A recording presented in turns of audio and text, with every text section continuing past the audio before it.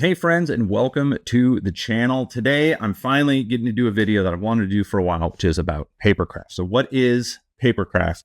It's, for example, this is a cool little burnt out, broken out building. And I created this to do some wargaming with my kids, and we were playing some of the Middle-earth battle strategy game. So we've got all these little minifigures. This is to scale. This is something that I downloaded the pattern for, and I put it together. So you can see, like, this is all just printed out on my home printer, made completely out of paper. With that, there's like little odds and ends. This is a little bench. I'll try to get some close-ups of this in here as well. Got like a little treasure box here.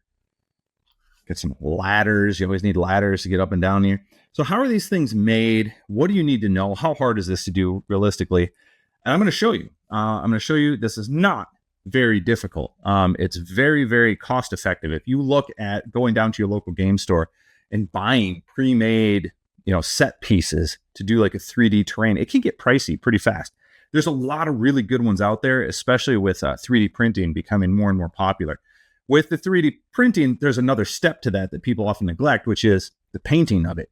And that we could do a whole series on just mini painting, on set painting. Today, we're just going to worry about this idea of Papercraft, because there's something really nice about how something like this turns out without a ton of effort. What it does take is a little bit of know-how and some patience. So I'm going to show you kind of what I learned getting into this as a craft, the tools that you need, a couple of the basic skills of it, and we'll build something together here today. And this, I promise, will not take very long. Let's start with the right kind of paper. So this is just classic printer paper. Nothing wrong with this. It's pretty thin. It's pretty flimsy. I wouldn't really want to build a structure out of this. I will use something like cardboard paper here. I got this at a craft store. I got a whole pack of it. Not crazy expensive, but it's just a thin cardstock. This is what we want to use. This is, a lot more sturdy, a lot more stable. And again, it'll run right through your printer, just like a normal sheet of paper. So you can get the nice designs on it if you download a pattern like I did here. In fact, I downloaded a ton of these. I went through to TTRPG and just looked for Papercraft. And there were so many cool ones. You can find this one on there. I may even link to this one in particular, just because I used it as an example. But I've got tons of these that I've done. And again, I'll show some examples in the B-roll, if you will. So let's just assume that we do have a pattern printed out. We're going to make a simple box today, and I'll show you how that's done. I'll give you a chance to show off some of the tools of the trade. Now, if we switch to B camera here, I just have this cutting board I picked up at a craft store. Again, nothing special about this. It is pretty dinged up. I've used it a lot. You're going to want some rulers. I prefer metal ones because I am going to be using these as guides for cutting. I also have a square version that I picked up at a hardware store. No big deal there. Got a X-Acto knife. This happens to be like the world's crappiest X-Acto knife, but it gets the job done. And it can be very helpful to have a nice pair of scissors. Scissors are going to be for the big cuts, right? The X-Acto knife is a little bit more for the precision work.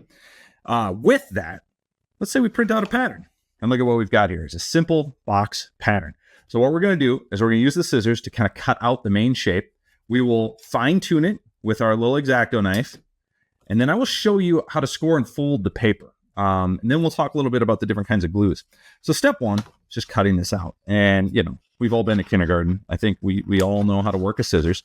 So we can just make some simple basic cuts just to get this thing kind of close. And that's what we're doing. I try to keep as much of the ink as possible. So if you can see here, as I get to the edge, I'm trying not to cut all that ink off. And that's just as a standard rule. I want to make sure that it's exactly as long on this side as it is on the other. So if I'm cutting all the ink off, it won't line up as well. So this is where just being patient and just making sure that you're kind of getting close to, but not quite on that edge is helpful. And then you might overcut, and that's okay, because some of these pieces, like these little tabs on the side, those are going to get folded out of view anyway. And so in a way, it allows you to be a little bit more sloppy. And I keep saying that you need to have patience, but I will tell you, when it comes to crafty stuff, I'm not particularly patient. And if you're watching me cut this, you can kind of tell that I'm not super accurate with a lot of these cuts. I'm just kind of getting close. And yeah, sometimes I overcut, sometimes I undercut, but in the end, I know it's going to turn out because of the sheer amount of just love and joy that I put into it. Being kind of silly there. But now we have the basic cuts. We can get the scraps out of the way. Oftentimes when I'm printing a pattern out, I will try to fit other patterns on the same page. So there'll be some editing that I do, either in like Photoshop or even in Microsoft Word, whatever. But I just try to be efficient, so I'm not wasting tons of paper. And then, yeah, always use the straight edge to help make these fine cuts. This is a super, super simple pattern. So it doesn't take a lot of thinking to figure out sort of what needs to be cut and where. And there's nothing wrong with freehanding some of it if you're confident. And I am. And like I said, I might be a little bit sloppy. But part of why I started doing this was the cost of getting really well-built stuff, and especially stuff that I wanted, stuff that I specifically needed for a setup or an adventure. This gave me the ability then to get exactly what I wanted, and it's not so difficult that the difficulty curve is somehow preventing me from being able to do it well enough to enjoy it. Again, I think these things turned out friggin' spectacular. Can you see like they're not perfectly lined up? Could I go through with a marker and make that better? Sure. I just don't think I need to for the level of gaming that I do, for the purpose that I built these things for. And so I just haven't taken the time to do that. If someone were paying me to do this, I might take it more seriously. I might spend half a second extra lining up each of these cuts. But I've also done this enough now. I kind of know how this is going to turn out already. Now, a lot of times, now that we've got all the knickknacks out of there, a lot of times the patterns will have like dashed lines where you fold them and straight lines where you're going to score it. Scoring is actually really easy. It can be a little bit scary if you've never done it before, but I'll use this piece of scrap here just as an example. So let's say we're going to score it just sort of north to south here. All it means is I'm just going to scratch the surface, right? So here's a cut, right? All I want to do is just scratch it. And now there's this scratch in the paper. I don't know if you can see that real well, just because the lighting here. But when I fold this, it folds exactly along that score line. And that's what's kind of nice. It sort of opens up on one side, but stays connected. And that's how you're going to make nice, sharp corners when you're doing Papercraft. So for this one, what we want to think about is what's being folded in and what's showing out. Now, because this is a cube, it's actually super simple because all of these lines are scores. So we don't have to worry about the difference between whether it's just a line that you're going to fold on or if it's a line that's going to score. We're going to score them all. So how are we going to do that? Again, we're going to line up our straight edge. And I know I need all of this bit scored, so I'm just going to scratch it. Don't have to press very hard. And then we've got to get this little piece here. And we're going to flip it around and do the same on this other side. Just making sure those scores are good. And again, I'm going to line up this piece here. I do that a little deeper. And then this piece here as well. We've got this little guy to get. And we'll get this little guy. Actually, I need to go straight across here. I got to do this whole thing. So, I mean, I'm thinking too hard about this. Got that. Just need this one here, and I think we are good to go. Now, the next piece of the puzzle here, making sure I've got scores, you can feel them all along there, is to basically dry fit it. I want to fold it where it needs to go before I try applying any glue. And again, it's a cube shape. It's really easy. All the scores are inward. So already you can see kind of a cube taking shape. So we're just going to fold these things down, and this little tab becomes where the glue sits to hold that corner together. And then we've got the top and the bottom here are going to come together. So we'll just fold down the tabs right along the scores. So you don't have to be, like I said, crazy accurate when you're trying to fold it, because it's all scored anyway. So it just folds right along those lines. So now we've got this whole piece. And you can kind of see how it's going to fit together. You make sure to keep that in the camera here.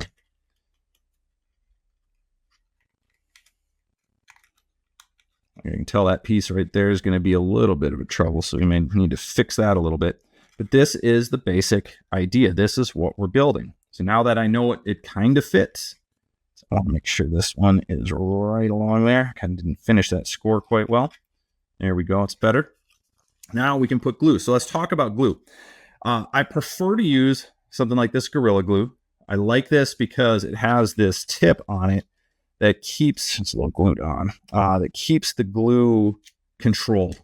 You will end up getting tons of this stuff on your fingers, but this is really good for just guiding along specific edges.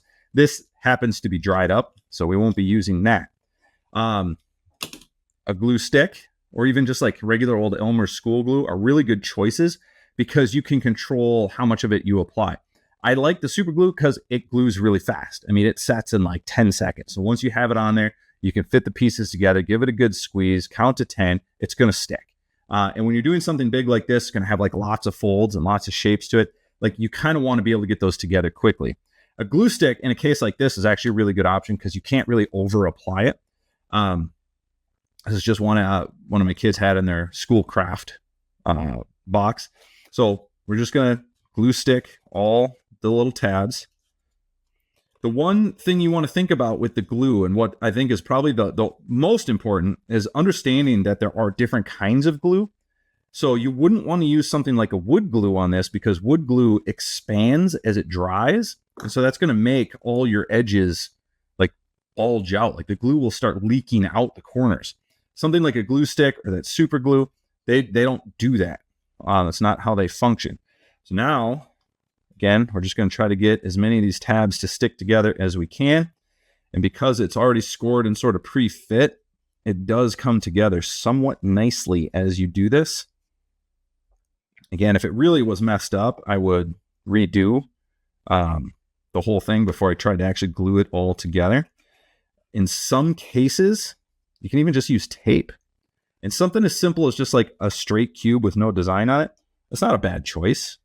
Because like, what else are you going to do to it? You know, if you want to color it, if you want to paint it. All right, so now we've got this little cube. Again, I've just sort of folded these tabs in. And it's just a matter of being patient enough for that glue to dry. And the glue stick isn't going to be a fast dry one. So I'll have to sit here for a minute and just kind of hold these pieces together, try to hold the contact. And that's really the hardest part, is just being patient enough to let the glue stick. You could, like I said, you could throw some tape around this or whatever. But now we have this nice little, I don't know, call it a treasure box that we can use as a set piece, as you could put minis on it. I mean, be creative. You know, you're only limited by your imagination.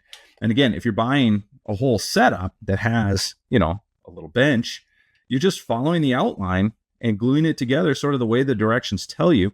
You come up with some really cool, interesting little tidbits.